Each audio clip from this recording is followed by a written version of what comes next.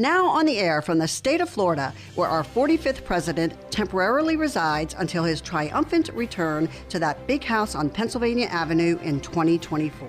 Once again, it's time for the Flagler Trump Club's Future of Flagler podcast. Here are the three patriots who will keep Flagler County red while making America great again.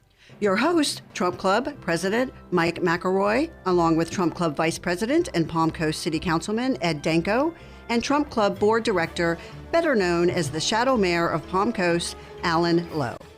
Hey everyone, welcome back to the Flagler Trump Club Future of Flagler podcast. I'm Ed Danko, along with my co-host Allen Lowe, the next mayor of Hello, everybody. Palm Coast. And finally, you get to meet Mike. He's back. He's back. His first time doing our podcast. I'm real. I'm here. I know you guys became media stars while I was gone, but I'm back to try to ruin your careers. Well, thank you for that, Mike. I really appreciate it. So before we get started, because we have a lot of stuff to talk about, and Mike will be, even though he's a host, he'll be our guest today because it's the first time you folks have gotten to see him and listen to him. And yeah, we did not make him up, right, Alan? No, he's for real. And he is for real. You can see my deer in headlights look. Yeah. What's this guy's real name, and where did we find him? It's Joseph Shabbat's. Okay, there you go. We got some breaking news, as always, and let's start with Alan. Alan's been a bad boy, Yeah, and he's apparently being bashed by the liberal left-wing media here throughout Palm Coast. Apparently, well, so am I. I'm being bashed too, by the way. I mean, don't give we're me in all the this credit. together. Yeah, right? don't give me all the credit. They're trying to smear us both, but we know that's not going to stick. Well, they keep putting our name out there. I think that's a good thing. It is. You know, call me anything, just call me, right? That's right. But apparently, they don't like seeing a photograph of you and our great governor, Ron DeSantis. Ron DeSantis, in my opinion, and I think in most people's opinion, is the best governor that the state of Florida has ever had, and probably in the United States. And I was extremely proud to be able to have that lunch and have the picture taken with him. But apparently, some people don't like him. Apparently, some people don't. I think they're all woke, liberal progressives. I would no say so. doubt. They'd be much happier if you got a photograph with the governor of New York, Mario Cuomo. Yeah, but I don't think I would. You don't think you would? No, I don't think you would either. No. So anyway, while all that's going on, they're accusing me of all kinds of nonsense too. Stay tuned, folks. There's going to be some more news on that coming up definitely. Shortly. But getting into Trump news, as everyone has seen, our president's been out doing rallies again. Fantastic. What do we have one coming up this weekend, Mike? July 10th, so next weekend, there's actually a sine wave for Allen, our club members have put together. They're going to be in several different locations. They'll be at the ABC, right near the ABC on Old Kings Road. They'll be at Boulder Rock and Palm Coast Parkway, which goes in toward Home Depot. And then they will be near Target on 100. So that's three locations. And that's Saturday, July 10th at 5 o'clock. So, and I think it's important to note that I just heard about this today. This isn't something that myself or my campaign is putting together. This is things that volunteers are jumping out there and doing, and I think it's incredible. It's extremely humbling. We like to surprise you, Alan. You're doing a great job, Alan. Thank you. Isn't this a David Holland 2.0 rally? No? No, I don't think he'll be there. Okay. I haven't seen him at any sine waves. No, I don't. I've never seen him at a Trump meeting. So yeah. Well, there is that. So anyway, on top of that rally, there is a Trump rally in Sarasota, Florida. Yes. On the same date, and it's about a 4-hour drive to get out there. So we're not going to be putting together a bus trip, are we, Mike? No. Well, the response, as you say, it's a long one, and it's also this weekend, July 3rd. Happy 4th of July to everybody out there for the weekend. And what's happening is that there's Freedom Fest here. So I know you and Alan. And we're going to be in a dunk tank around noontime. Oh, well, that's well worth coming and spending some money on. Spend a little money, throw get some Alan, softballs put him in the Ed. water, put Ed in the water. No, just Ed. I think we could make a lot of money on Ed.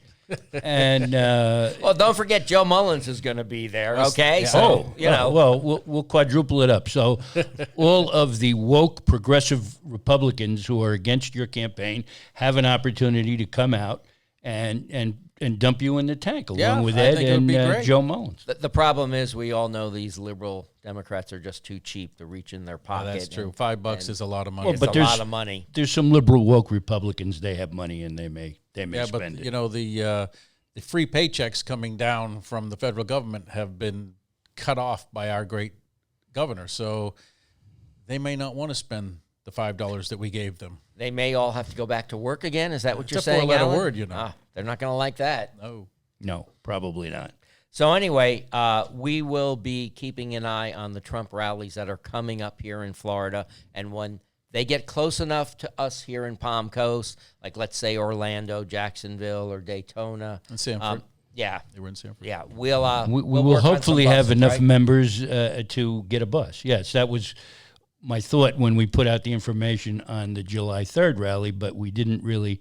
I've gotten one letter about someone who obtained tickets, and you know, I'm not aware of any transportation, so they're going to have to self-arrange that. But if we get a large response to one that's closer, we will try to field a bus. And if you haven't been to a Trump rally, you've missed it. There's nothing better than a Trump rally. it's There's no more unbelievable. fun than a Trump rally. It's really, you know, it's nice to, at least for the period of time of the Trump rally, to be around people that actually think, and it's great to be around that type of people. Yeah, It's and the energy, and he never stops. When that rally starts, he goes. It's 2 hours. It is. Just 2 hours. It's Nonstop. It's unbelievable.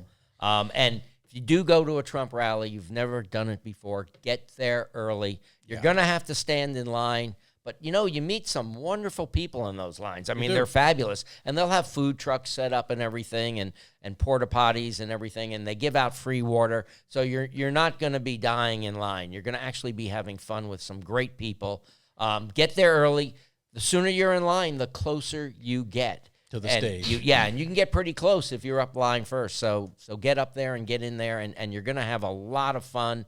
You know, last year, I know you were criticized recently for not doing that Rhino Tiger Bay. Those folks are just Good for them. You know, that little phony fake.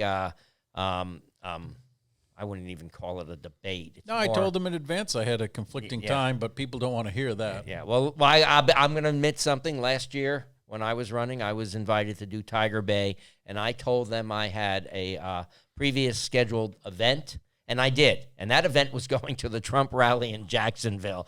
And you know what? Missing Tiger Bay didn't hurt me in my election at all, and Trump was a hell of a lot more fun. I So should have gone with you. You should. I I know tried you told to me talk to. you I know, into I it. know. I must but say, I did go later. I listened to the openings, the debate questions from Tiger Bay, and they were very vague in general. I didn't see any specific relevance to this election, which is going to be very consequential. So, you know. And you know, and on top of that, I have always been open and going to the public. So if people want to talk to me, they don't have to wait for a forum. I'm available anytime, unlike the other candidates.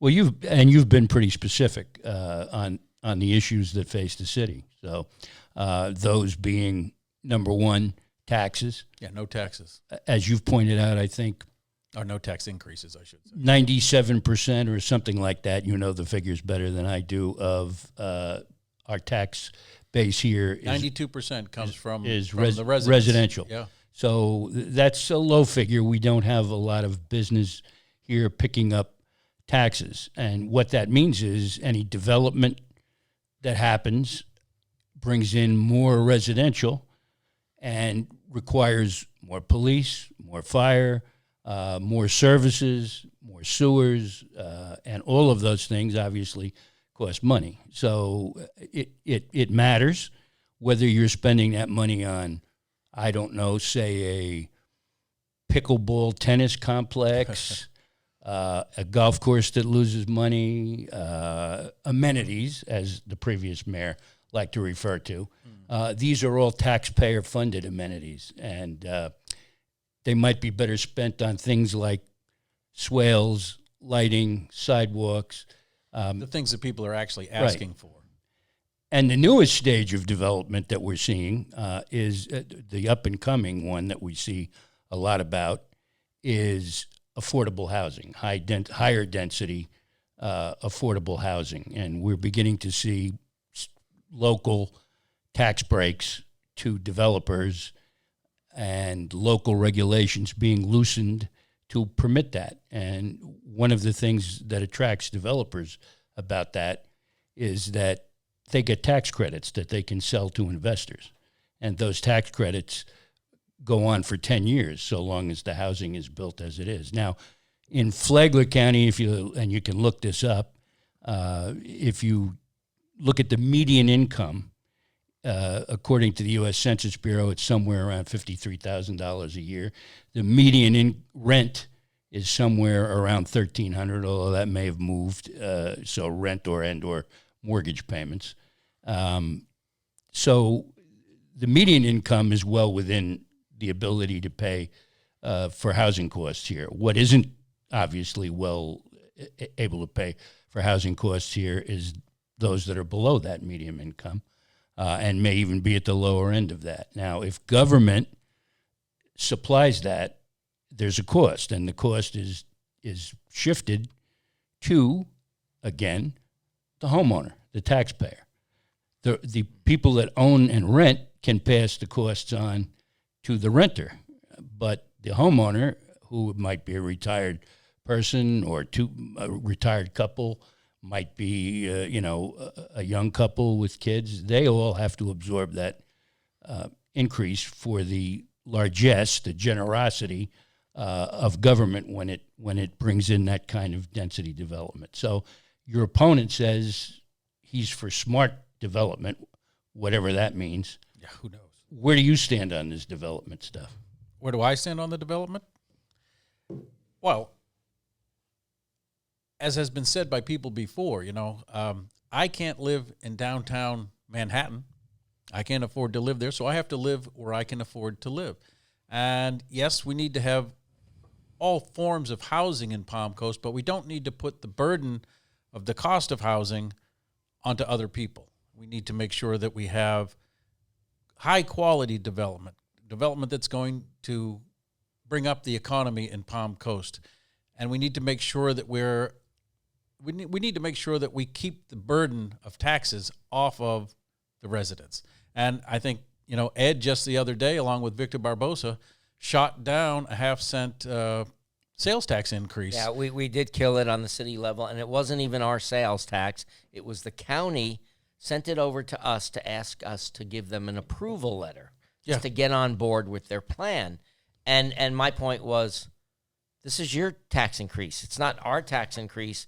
Why do you need my permission or my approval? I'm not voting for a tax increase. As all of you know out there, I'd rather drink antifreeze than vote for a tax increase. And I really mean that. And on that subject, by the way, we have a little surprise coming up in the next week or so. Future. And I can't tell you exactly what it is, but I have a feeling Allen Lowe will be sharing some antifreeze with me. Well, we're going to You're looking see forward about to that, huh? See about Yeah, that. you're I don't know looking what it forward tastes to like. that. So just stay tuned. You'll be seeing it soon. But the whole thing with the half-cent sales tax, and I know that there's other members of the city council that are eyeing increasing property taxes. Yes, they are. And I know that some of the other candidates aren't necessarily opposed to it. Yeah. I'm 100% opposed to it. So am I. We need to roll back the millage rate. Now, folks, you have to understand how this works. They say to you, we didn't increase your millage rate, so we didn't increase your taxes. That's a lie, all right, because your property values went up. So while the millage rate is here, your property values went up, guess what? They collect more taxes from you. And then they tell you it's not a tax increase. Or as Mike would say, and I don't want to be crude, but they piss on your leg and they tell you it's raining outside. That's just not the way it works. I want to roll back that millage rate. I know Alan wants to roll it back. I want revenue-neutral taxes. In other words, if you paid, I don't know, $1,000 last year, then this year you should only pay $1,000. Exactly. And the way to do that is to cut out wasteful spending that we have. Like Mike mentioned or alluded to a few minutes ago, this pickleball stuff. $5.75 million for phase one, of which we know that's not true. We know it's not true, but close to $1 million of that, according to the budget that they've set up, comes out of the general fund. That's taxpayer money. They're trying to say it's mostly funded by, impact fees and grants and so forth, but $1 million is coming out of the general fund. Then they don't talk about the ongoing maintenance, which doesn't come from impact fees. That's all general fund or generated from memberships and, We're going to take a bath on it. The city's going to take a bath. And worse, though, we're not talking $5.7 million. No. We have phase 1. We have phase 2. Original estimate was over $20 million. You can bet it would be $30 million. $30 million. I think that's something we're going to take care of once you're elected. I think that pretty much on day one, I'm going to pass a motion, or not pass a motion, but make a motion to reconsider it. Yes. Yep. Well, your opponent, David, says that was passed, and he hasn't been against it. But before we go any further, guys, we have to take a break for our wonderful supporters out there. So we'll be back in 1 minute. Are you twisted enough for Twisted Minds escape rooms? Then check us out at twistedminds.com and book an adventure today. You can choose between Camp Calico or the mysteries of Vanished. How about travel back in time to 1840s California and visit Digger's General Store? Or get ready, coming late spring, early summer 2021, a little bit of mayhem at Twisted Minds Escape Rooms in Palm Coast. Check us out at twistedminds.com or give us a call at 888-92-TWIST. We'll be waiting. Tired of sitting at home restless? Need to exercise? Playing golf is one of the best ways to stay fit, and golf courses are one of the safest places to be. The gorgeous 18-hole Gary Player-designed Cypress Knoll Golf Course is open to the public. Enjoy your game in the heart of Palm Coast, surrounded by 9 glimmering lakes and plenty of wildlife. Your safe and healthy choice is Cypress Knoll Golf, voted the most beautiful course in Flagler County. Call to book your tee time, 437-5807. That's 437-5807. Welcome back. I want to thank our supporters out there. Without their generous donations, this video podcast would not be possible. So if you play golf, if you like entertainment, visit Twisted Minds, visit Cypress Knolls Golf Course. They have a great bar, have a great restaurant too. So even if you don't play golf, go have a cocktail, have something to eat. It's a beautiful, beautiful course. Anyway, we were talking about pickleball. Alan, do you play pickleball? Yeah. I didn't even know what it was until, this whole thing. Because, I've been to every city council meeting. None of the other candidates have. They only jumped in when Holland quit. But when it started to be brought up, I had to go and look it up because I had never heard of it before. And they make the claim, that it's the fastest growing sport in the United States, which may be possibly true. If you go from nothing to something, you're growing quickly. Football and so forth have been here, so they're not really growing. So, you can take statistics and twist it any way you want. But I understand you had a conversation with the head of the Pickleball Association and discovered something a little alarming. I don't know if it's called the Pickleball Association, but the one of the leaders of their group. And they originally had asked for 4 pickleball courts. And the reason is that they're playing pickleball on the tennis courts, and the tennis players can't play when the pickleball players are playing, that kind of thing. So they asked, can we have 4 courts? Just 4 courts? 4 courts. And the cost of 4 courts is somewhere between $60,000 and $80,000. So how did we get into the millions and millions and millions? I can't say that it's because there's a development of 166 homes going up next to it, that, the property values, according to our previous mayor, Holland, said that the property values would go up in Palm Coast with the new 12 pickleball courts, 12 tennis courts, 2-story stadium, with the concession stands down below and the medical part up above, and skyboxes to watch tournaments. And, that will increase somebody's property value. But, Holland Park, which is a wonderful facility now that it's there, didn't do much for my property value where I live. I don't see how a pickleball court stadium thing on one side of the city will help my property values on the other side of the city. So I think it was a specific group that she was talking about when she mentioned I understand that splash pad was supposed to cost us $2 million. It went up to almost $6 million, and it's still not working.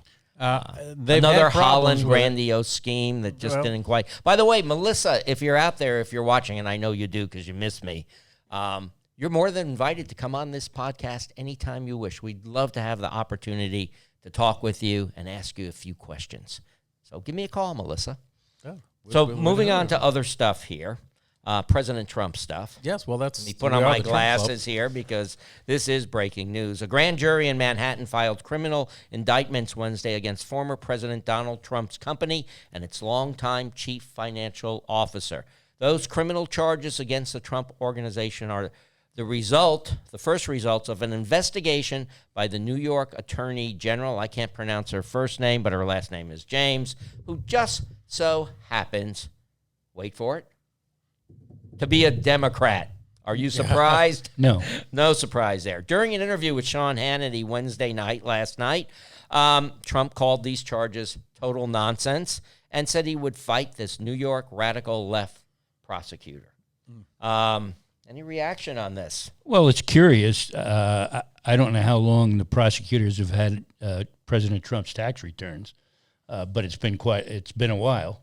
Obviously, they went over them with a fine-tooth comb, and at the end of all of this, the best they could produce was to charge the CFO with charges relating to using private cars and some other things.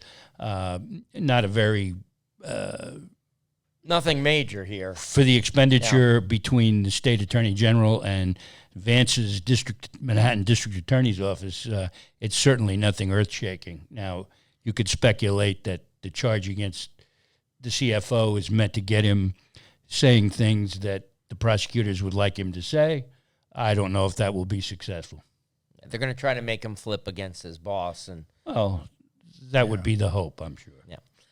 Smear from the top all the way down. Well, we're used to smears, aren't we, Alan? Yes. I said when this race started, I said I don't really have a lot of room for knives in my back anymore. And what they're trying to do I would take a few for you. And you have. And they're trying to pull a few of the knives out and throw them back at me. I mean, it's all baloney. Yeah, it is. It's absolutely... When you don't have the platform and you don't have the knowledge and you don't have the support of the people to win your race on a one-on-one head race, you just start smearing the hell out of everybody and hope that it sticks somewhere. And that's the game they're playing. Yep. Another front here.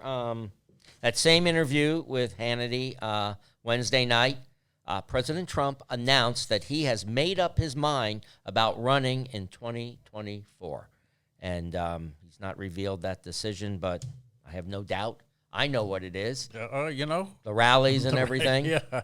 He's not putting on rallies because he's going to say no. No, they're afraid that despite everything they've tried, from the failed Russian collusion to the impeachments, both of them failed, that hasn't put him away, so to speak, and they're still looking for things to put him away in the hope that he can't make a comeback. So that's what the Democrats are busy doing. And then, of course, with the Voting Rights Act they tried to pass in Congress, they wanted to ensure a permanent Democrat majority by allowing people to vote without voter ID. And they say that if you don't do that, you're suppressing votes. But it's interesting that on polls that I've seen, even most minorities believe there should be ID for voting.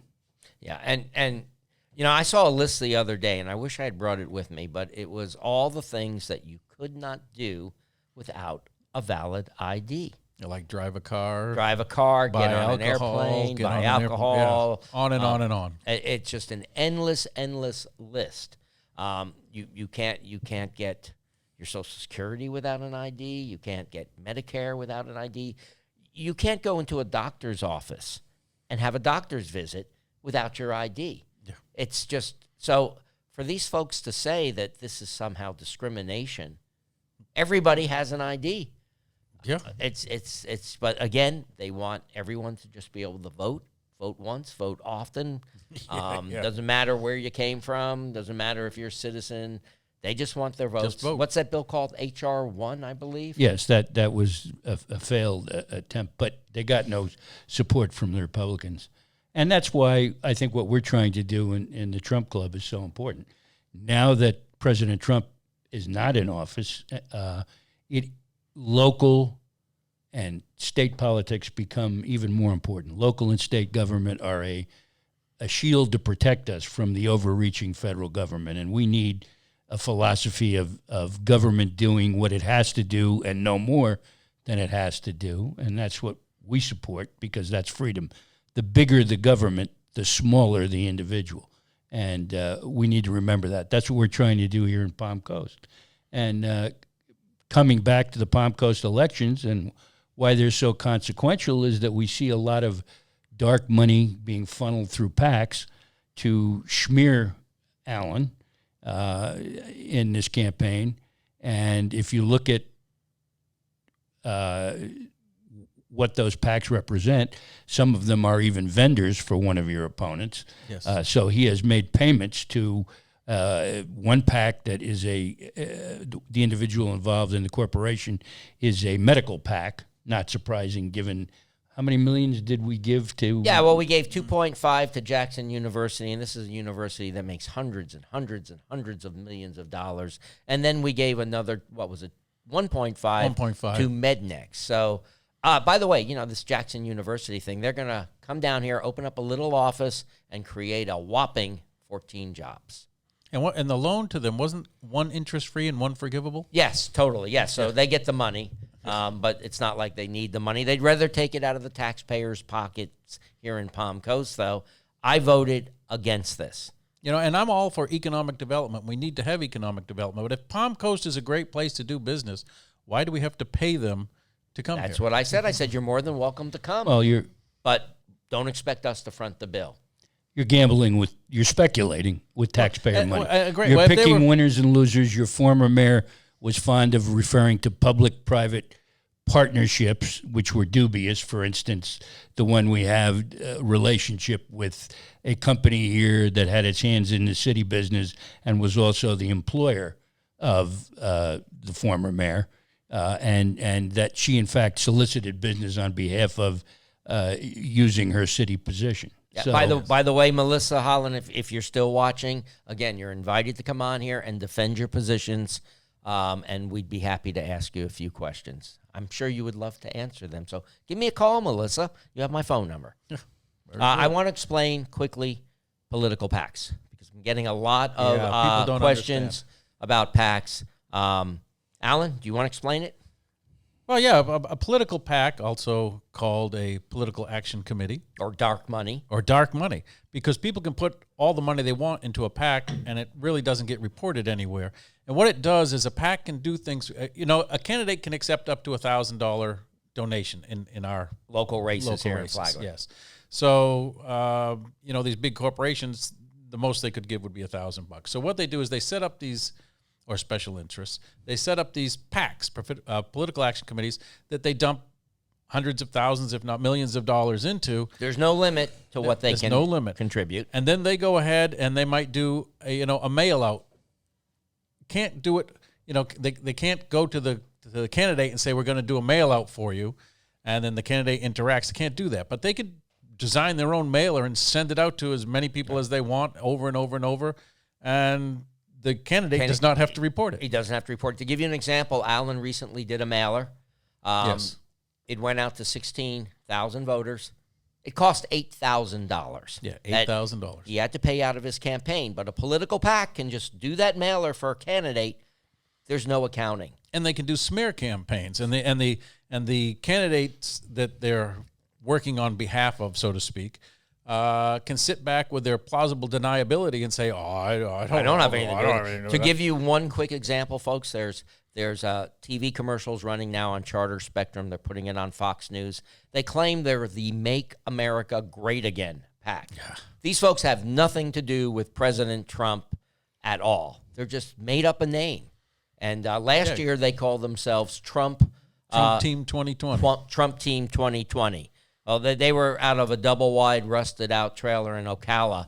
Was where they were. The PAC had their base, and but yet they were Trump Team 2020. Right. And they make you believe it's from Trump when it has not one thing to do with Trump. Not a thing.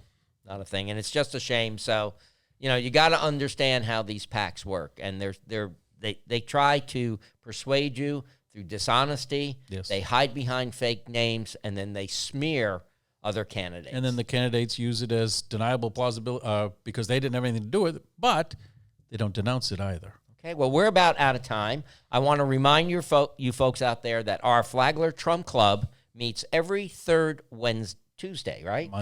Monday.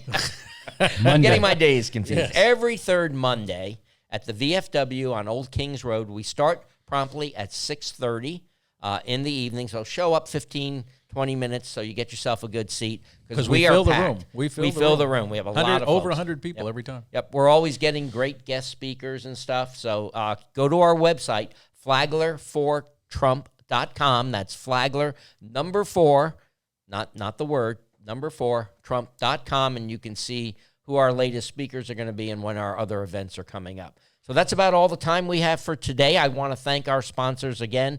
I want to thank Twisted Minds for their amazing support. And if you want to thank our golf course. And the golf course. And I actually had the ability to go out there and take a ride around with the owner the other day, and it is incredibly beautiful. Great. So that's about it. Goodbye, everybody. Goodbye, everyone. Welcome back, Mike. The Future of Flagler is sponsored by the Flagler Trump Club. Our meetings are every third Monday starting at 6:30 p.m. at the Palm Coast VFW. Visit our website, FlaglerForTrump.com. That's Flagler, the number 4, Trump.com to learn more. Let's make America great again.